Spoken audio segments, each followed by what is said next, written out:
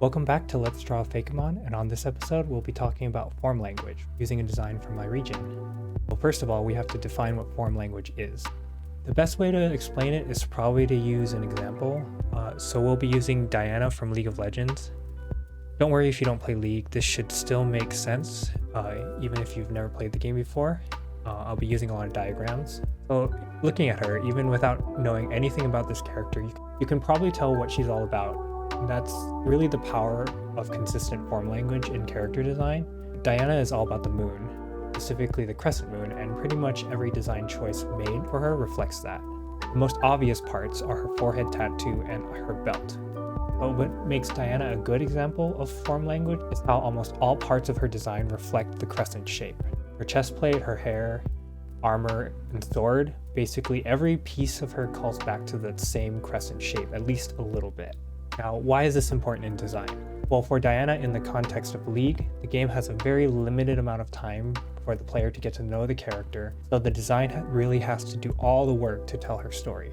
And this is true even for more story-based games. You only have so much time to tell the story, and the more you can unload that onto the character design, the more time you'll have to get to the good stuff.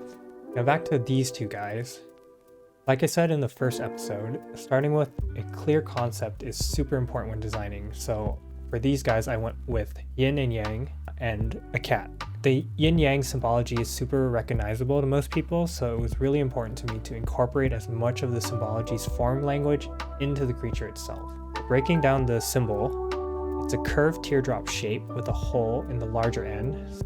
So I reflected that in the overall body shape of the cats. They're extremely round in the front with relatively thin tails to contrast that.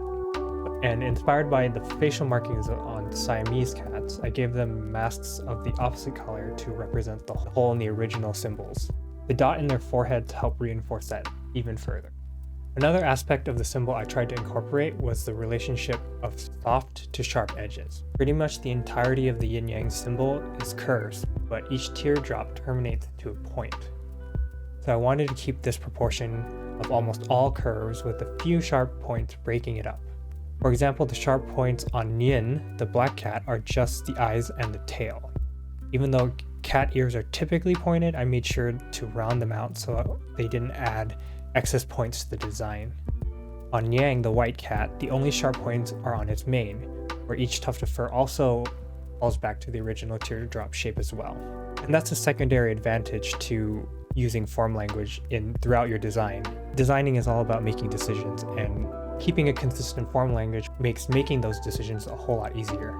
A good way to think about this is you're creating a limited palette, but instead of using colors, you're doing it with shapes. That's mostly what I have to say about these designs and form language in general. It's not a topic discussed that often, but I feel like understanding it can really help elevate a design. Let me know if you want me to go more in depth about form language, or if there's another design topic you'd like me to talk about. Thanks for watching, and I hope you stick around for more. Bye.